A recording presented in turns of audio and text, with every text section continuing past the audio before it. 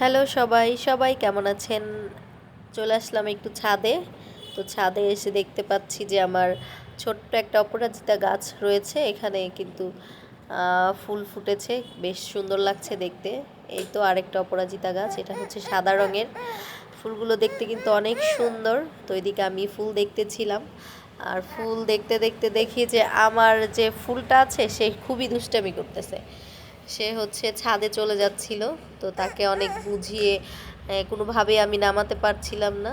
তো তাকে এক পর্যায়ে জোর করেই নামিয়ে আনা হয়েছে। তো এই তো দেখতেই পাচ্ছেন সে আমার সাথে কি পরিমাণে দুষ্টামি করতেছে ফোন নেওয়ার জন্য। আর এই আমার সোনা বাচ্চাটা কিন্তু খেলা করছে, সে একদমই শান্তশিষ্ট। তো আমার অনেক ঠান্ডা লেগেছে, এর জন্য আমি ভাবলাম কি যাক এদেরকে রেখে একটু চা বানাই। তো আমি ওদেরকে ওর বাবার কাছে দিয়ে আসছি। আর এখানে আমার একটা অল স্পাইসি গাছ আছে, অল স্পাইস যেটা মানে 3 রকমের মশলার ঘ্রাণ পাওয়া যায় এটাতে, দারচিনি, এলাচ, লবঙ্গ। তো ভাবলাম যে এটা দিয়ে চা করা যাক, যেহেতু আমার অনেক ঠান্ডা লেগেছে। তো আমি পাতাগুলোকে এনে ভালো করে এই তো ধুয়ে নিচ্ছি।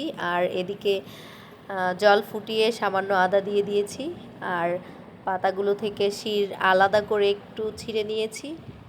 তো এটাকে বেশ কিছুক্ষণ ফুটিয়ে নিয়ে আমি একটুখানি চা পাতা দিয়ে দিলাম। আর আমার চাটা কিন্তু অলরেডি হয়ে গিয়েছে।